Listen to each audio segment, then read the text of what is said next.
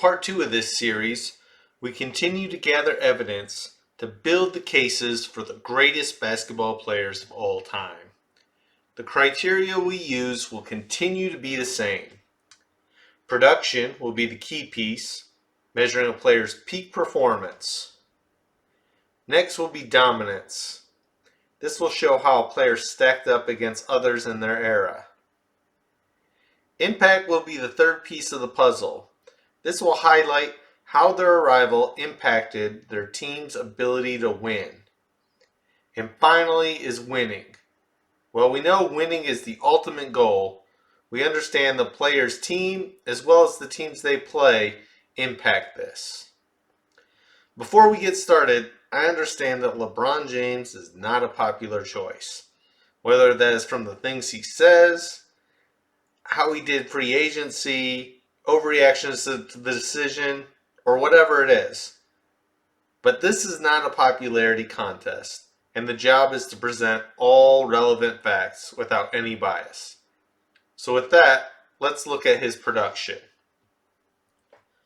LeBron has put up MVP type numbers from his second year to arguably his 20th.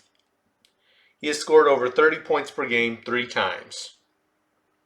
He owns a good chunk of career records, including the hallowed all-time leading scorer, leader in playoff wins, playoff scoring, all while having excellent efficiency. He ranked 4th in assists, 10th in steals, and 35th in rebounds all time. His peak run was in his first run with Cleveland, near the end of that run, and in Miami, dominating across the board in advanced analytics during this time frame, where he was clearly the best player in the league. And while his numbers and defense slid a little in the second Cleveland stint in LA, he was still able to have big performances, especially in the playoffs. When it comes to domination, LeBron's great there too. He won 4 MVPs, easily could have won twice as many. He was robbed both Nash years. Shaq had an argument one of those years. Kobe does not, despite what people say. And in fact, he should have won the year Kobe won too. And this was all before his prime years, where he should have won it every single one of those years. You look at the years, look at the numbers, and tell me if I'm wrong there. LeBron's led the league in minutes 3 times. PER 6 years in a row. Usage once. Win shares 5 times. Offensive, defensive, and regular box plus minus all multiple times. Plus value over replacement 9 times.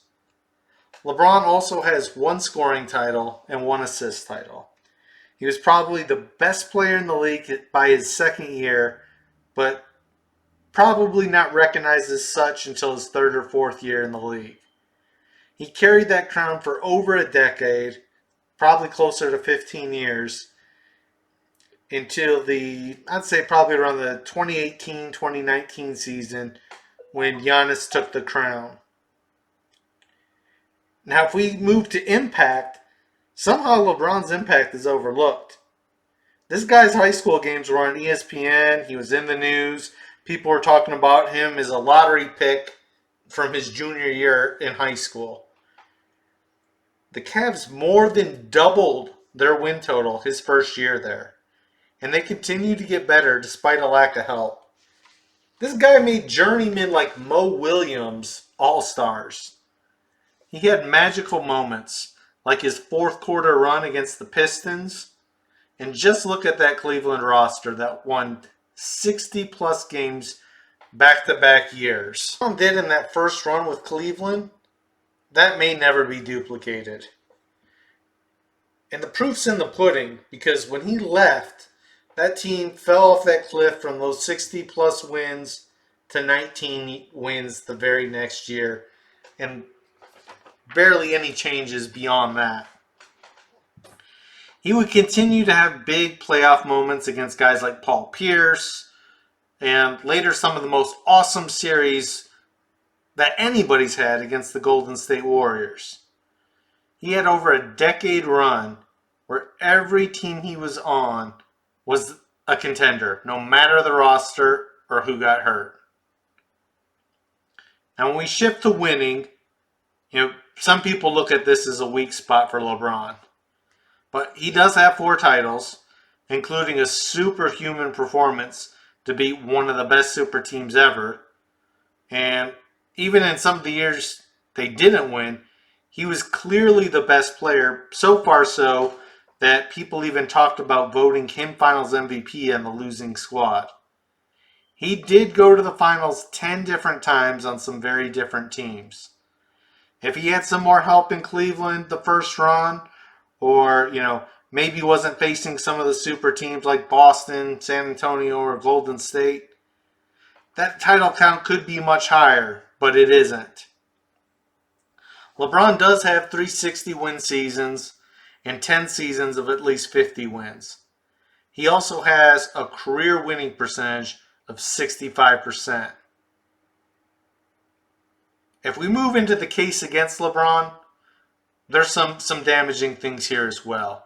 I mean, despite all of LeBron's physical tools, I've never seen a more dominant player have so many bad moments. And I'm not just talking about bad games.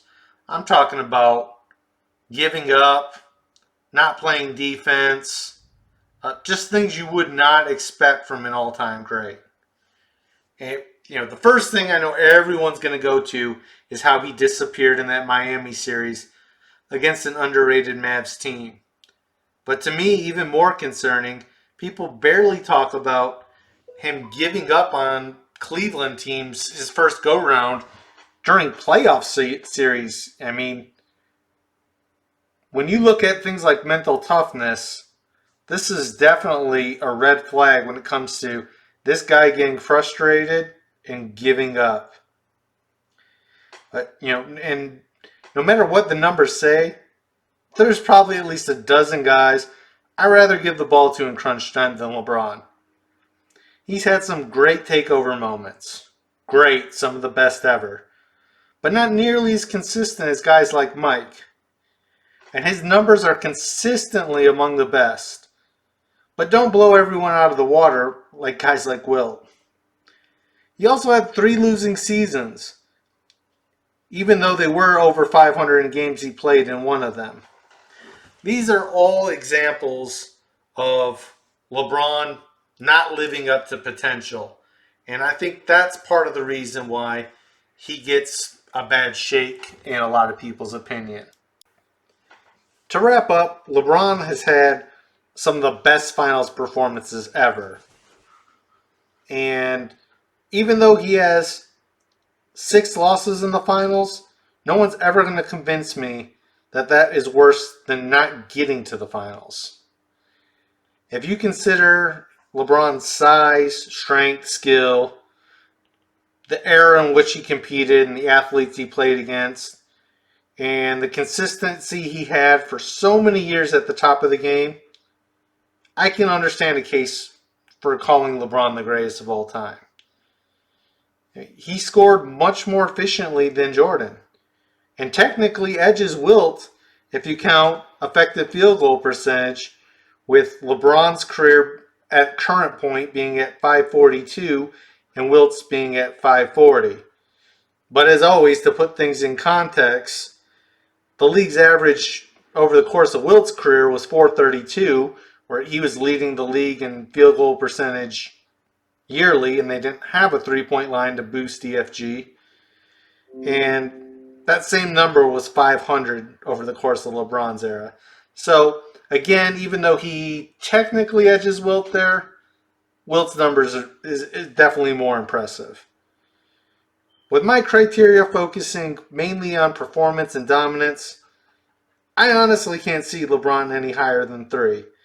But there's definitely a lot of arguments and evidence to slot him anywhere from 1 to maybe 5 or 6.